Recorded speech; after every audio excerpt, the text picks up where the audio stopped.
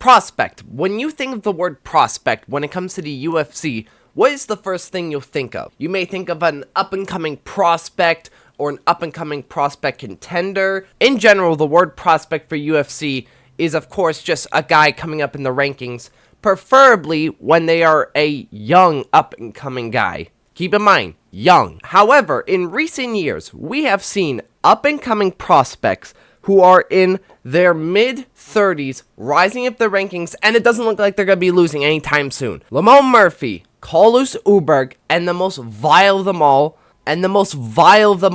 Zalhabi. And in today's video, guys, what we will be discussing about is prospects in disguise. These are the fighters that are rising up the rankings. They're still winning, or they were. They don't seem to be going away anytime soon. Meanwhile, they're in their mid to late 30s. It's unbelievable. So without further ado, let's get right into them. Alright, the first person we have here to discuss is Lamone Murphy. Now, when it comes to Lamone Murphy, I mean, this guy is arguably going to get a title shot, although depending on what's going with the featherweight division right now, maybe he's going to be fighting next year against Volk. I don't even know at this point, like, what's going on with the featherweight division, but regardless, like, Lamone Murphy is 34 years old, a 9-fight winning streak, and what's crazy about Lamone Murphy being almost 35 years old and having a 9-fight winning streak is that he is on the exact same winning streak as Movsar Evloev, but Lamone Murphy has been fighting way more active than Movsar Evloev. Mind you, Movsar is like just turning 31 years old. It's unbelievable. It's unbelievable. I think Lamone Murphy is a boring fighter. I do. But I have to give him credit where credit's due. He will fight to prove himself to fight for the title. I will give him credit where credit is due. Alright, next up, a guy who just lost this weekend. Boy, oh boy, do I got a lot to say about this guy. RDR. Alright, I'm just gonna first say the positives before I get into the absolute shit show that just happened this weekend. So, RDR fought 5 times this year. Mind you, he's 35 years old, almost 36. I gotta give him credit, man. Fighting 5 times in a year is a lot. It is a lot for a UFC fighter, especially when you fight high-caliber fighters like he has. General Mearshart, Kevin Holland, Bo Nickel, Robert Whittaker, Brendan Allen. Like, those are solid fighters to fight in just 1 year, mind you. 1 year. But I have to just say, what happened? What happened? How can you beat Robert Whittaker and lose to Brendan Allen? Robert Whittaker losing to RDR means nothing now. If you know what I mean by that, you know. But it's crazy. Like, how can you beat Robert Whittaker and lose to Brendan Allen? Now, in fairness, it was a 2 weeks notice, so RDR probably had to change his train camp. Actually, I don't even think it was a 2 weeks notice. It was probably something like a bit later, but you get the point where I'm still standing. It's like, I just can't comprehend it. Like, this fight just reminded me that, like, anything can happen in MMA. Anything can happen. And, like, okay, if it was like a competitive fight and RDR just got submitted or something like that, I wouldn't be shitting on him as much. But the fact, he quit in that fight. He literally was on the stool and was just like, nah, I just can't do this. Like, he was gassed. He just couldn't do it anymore. It's terrible. It really is like a shame of what happened to RDR. This, like, now I don't think he's gonna be treated as well now in the UFC. I think that the UFC are gonna give him way more tougher matchups now. Like, I can see him fighting more up-and-coming guys. You know, it's crazy to think that this RDR that fought Brendan Allen, could you imagine what Fluffy Hernandez would have done to this man? It's unbelievable. Fluffy would have genuinely murdered him. And people are saying to people who are shitting on RDR and praising Fluffy, he's like, oh, why aren't you praising Brendan Allen? You know, the guy who just beat him. Because Anthony literally beat Brendan Allen this year. Like, this year. This wasn't last year. This wasn't a couple of years ago. It was this year. Now for RDR, man, I mean, it's kind of bad now because, like, I feel like the reason why he wanted to fight so active was he didn't have much on his, like, time was catching up to him. Father's time always wins when it comes to age. RDR is getting up there in age, like, especially in the middleweight division. I feel like once you hit 35 in the middleweight division, that's when you start to see the decline. I mean, look at Adesanya, look at even Robert Whittaker, unfortunately. Even Jared Cannonier is now starting to see it. Like, once you reach 35, I feel like that's when fighters start to decline. So I feel like the reason why RDR fought so active this year was just so he can just, like, speed run to the title shot and give it a shot before he turns 35, or it's just too late for him. Who knows? I could be wrong about this, but like, man, it's rough for RDR, because now it's like climbing back to that title is gonna take so much more work now. So much more work. Alright, next up we have Carlos Ulberg. Now, with Carlos Ulberg, it is very interesting with this guy, because Carlos Ulberg is considered the next generation of light heavyweight. Like the next up-and-coming guy to potentially be the next champion once Alex Pereira is gone. Meanwhile, Carlos Ulberg is 34 years old. Now, I know that's a big age gap difference between him and Alex Pereira, but like, bro, Yuri's younger than Ulberg. Jamal Hill's younger than Ulberg. Rakic is older than him.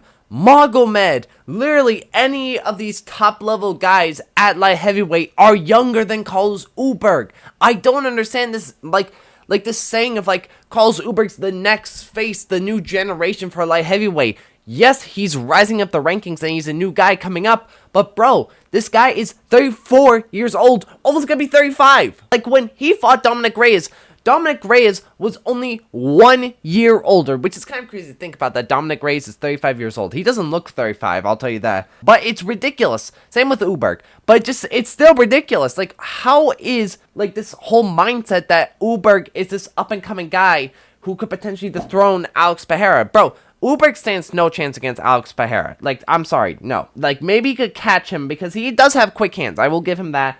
But I see, like, Ulberg fighting Pereira not interesting at all. Like, I just see Pereira, like, staunching him quickly. I mean, it would be cool to see for the highlight reels, and I would probably get nervous because Ulberg does have power in his hands. But after what I saw against Pereira and Magomed, there is just no interest for me with him against any of these other contenders. I want to see Pereira go up to heavyweight and fight either Tom, John, whatever.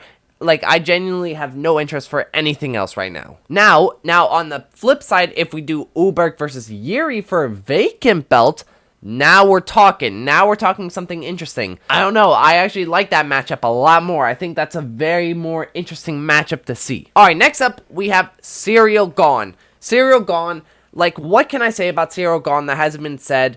Ciryl Gane is going to get absolutely destroyed by Tom Aspinall. I'm just going to say, before this prediction video even comes out, Gane is literally about to get, like, Bedtime MMA said it best. This is a hydrogen bomb versus a coughing baby. He said the best. Also, isn't it crazy that Gane is almost 36 years old? Isn't it crazy to me? Like, because, like, I feel like Gane, like, when I first heard about Gane, like, when he first started to, like, get up to the rankings, I felt like he was, like, maybe in his 20s, because he looks like he is. Almost maybe he just turned 30. No, this guy is, like, in his mid-30s. I couldn't believe that when I heard that. I was like, wait, really? I don't know. I just find it crazy that Gane is at this age. He's arguably, like, he's closer to the age of Jones than he is to Tom Aspinall. Let that sink in for a bit. But I just want to get more about, like, how it's crazy that Gane's getting a title shot against Tom Aspinall. First of all, I will never forget the robbery win against him versus Volkov. Volkov won that fight. If any of my veterans who saw that video know, Gane did not win that fight. That was bullshit. It was terrible. Volkov should be fighting for the belt, not Gane. Like, instead of, like, punishing Gane by giving him a dangerous guy, they give Volkov the dangerous guy in that division, besides Tom, of course. And they give Gane another title shot, one that he's going to lose very badly. I arguably think he could get finished worse than how he did against John. Although John finished him very quickly, so that is kind of a difficult task. Alright, next up we have Aljamain Sterling. Now, Aljamain Sterling, I just sound so zesty saying that. Aljamain Sterling is 36 years old now. In my opinion, he is not going to do well in this division, especially with these new guys now coming up. Movzar, Diego, even Gene Silva, you know, he got staunched, but he looked good in that fight up until he got finished. Like, in this type of division now, even with Volk still as the champion, Aljamain has no place in it. I'm going to say, I don't think that he beats Diego Lopez. I don't think he beats Movzar in a rematch. I don't think that he beats Gene. Actually, I could see him beat Gene Silva. Gene Silva's grappling did not look good against Diego Lopez, and I would argue, like, Diego, I would say, has better jiu-jitsu than Aljamain, but Aljamain has better wrestling compared to Diego. That's what I'm trying to say. I think that he would do pretty good, actually, against Gene Silva. I take that back, what I said. But yeah, I don't see Aljamain like beating or becoming the champion. I could see him being a top level contender because he is still good, but I don't see him being a champion. I find it crazy though, because like in the entirety of the top 5, like obviously we have Josh Emmett who's still in the top 5. You know, he's still old at this point, but Josh Emmett has no shot at becoming a champion. He's on the decline, let's be real. Apart from Lamone Murphy, Aljamain Sterling is the only other contender in the top 5 that is actually pretty old. Actually, what's so interesting about Aljamain Sterling and just the featherweight division is that we actually still have like a good amount of old heads in this division. Mo Murphy, Aljamain, Josh Emmett, Pitbull, even if you want to argue, you could do Brian Ortega. Like, it's actually quite crazy. It's very interesting how we still have a lot of old heads in this division. Even Volk. Volk's 37 years old, and he's looked so good against Diego Lopez in his last fight. Aljamain Sterling, I do think he will still be a contender in this division for quite a bit, but I don't think Aljamain Sterling's that type of fighter who wants to just, like, be a contender. I think he wants to try and be a champion again, especially because he was a defending champion at bantamweight. The only reason why he went up is because Merab wanted to become the champion, and that's his friend, so he's gonna go up anyways. Plus, the weight cut at bantamweight was taking a toll on him. So I think Aljamain will try. If he loses one more time at featherweight, I do see him losing. I do see him retiring. I don't think that he will try to become a contender. I think he just wants to be a champion. And at this age, I can see that. I believe that very much now. 36 years old at featherweight is not good. At featherweight, you need speed, you need good reflexes, and at 36 years old, those fade away. Now, I saved Zalhabi last, guys. Zalhabi. Where do I go with this guy? Like, this guy doesn't even need an intro. Ariel, like, first of all, I'm going to call him Ariel Helwani from now on, guys. He looks exactly like Ariel Helwani. I'm never going to call him by his actual name, Zalhabi. It's ridiculous. This guy is 37 years old. In the top 5, arguably. He could be in the top 5 soon. And is on a 7-fight winning streak, I think. I haven't checked in a bit. And he is on, and you want to know how old he is? 37 years old. What are we doing here? How is this guy actually how is he beating guys that are like way younger than him and should technically be better? Marlon Vera, how did you lose to him, bro? How did you lose to him? Bro, if I had given a media reaction after that fight, bro, yeah, bro, I would have been so mad, but I don't want to be screaming at college, bro. I don't want to be doing that. Man, I can't believe it. I just don't understand. How is this guy fluking his way into... Okay, it shouldn't be fluking because he is winning these fights, like, skillfully.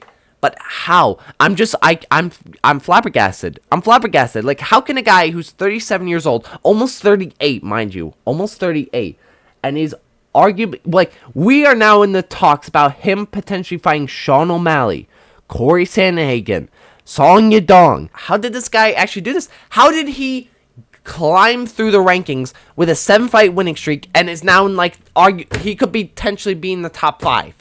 How did this happen? How did this happen? Like, can someone please explain to me? Like, obviously hard work, you know, dedication, skill, you know, those are clearly some factors, and he trains with GSP, so that's probably gonna be a factor as well. But, like, yeah, I just don't understand. How? But, guys, that's just me giving some fighters who I think are prospects in disguise. Guys who are somehow in their mid to late 30s and yet are climbing through the rankings and are working their way to a title shot, or were. Let me know what you guys thought about this video. Do give me your thoughts if you feel like it. And I will see you guys in the next video.